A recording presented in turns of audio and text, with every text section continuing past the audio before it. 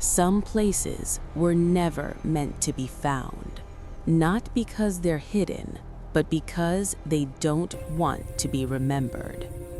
Deep in the mountains of West Virginia, where the roads twist like broken bones and the forests swallow sound, there stands an abandoned building, a place erased from maps, a place where screams freeze before they escape.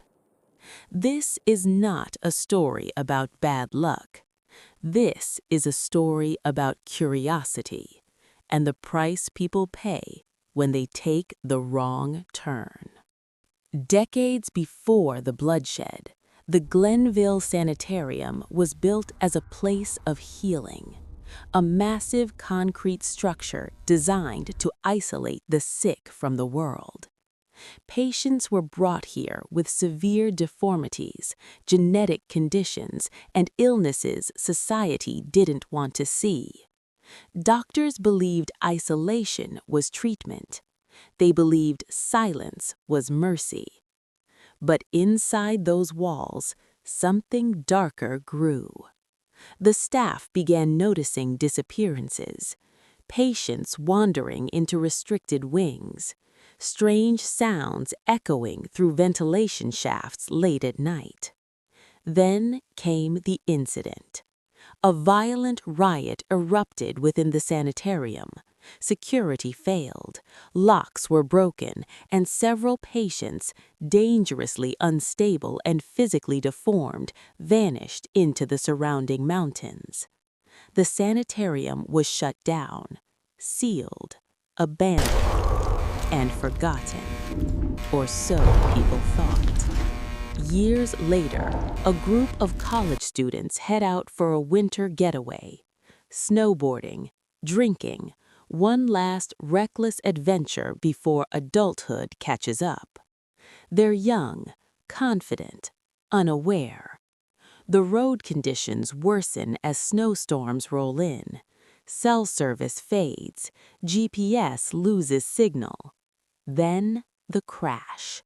Their vehicle skids off the road and slams into a snowbank, buried halfway beneath ice and darkness. No serious injuries, but no way forward either. That's when they see it. A massive concrete building looming through the snow, silent, empty, the sanitarium. Against better judgment, they decide to seek shelter. It's warm inside, strangely intact, almost welcoming. And that's when the mistake is made. At first, the building feels abandoned. Dust-covered furniture, peeling paint, wheelchairs frozen in place like ghosts. They joke, explore, take photos, but something feels wrong. Doors that were closed are now open. Footsteps echo where no one should be walking. Lights flicker in areas without power. They laugh it off. Until someone disappears. Not far, not dramatically, just gone. Panic sets in. They split up, the worst decision anyone can make in a place like this. And that's when the hunters begin to move. The creatures living inside the sanitarium are not myths. They are not monsters from folklore. They are survivors, descendants of the patients who escaped decades ago, raised in isolation, shaped by violence, twisted by generations of inbreeding and rage. They know the building better than anyone, every hallway, every trap. And they don't see the students as people. They see food. The first kill is quick, brutal, silent. Blood stains the white snow outside the walls, the first sign that escape may no longer be possible. The storm worsens. Exits collapse under snow. Windows freeze shut. The sanitarium becomes a sealed tomb.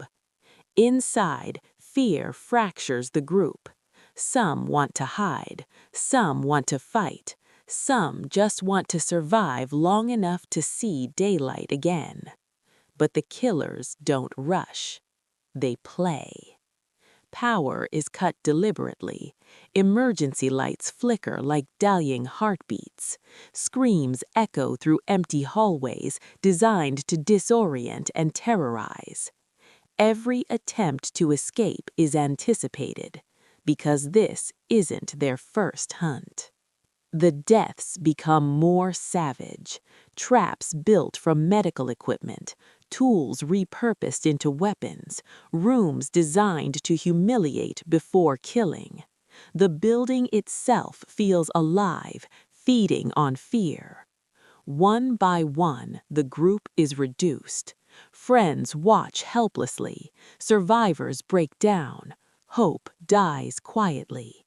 But one thing becomes clear: the killers are not invincible. They bleed. The remaining survivors stop running. They use the environment: fire, broken glass, desperation. A brutal fight erupts inside the heart of the sanitarium. Walls burn, screams collide, blood mixes with melting snow. For the first time, the hunters lose control. And that's when the past catches up to them.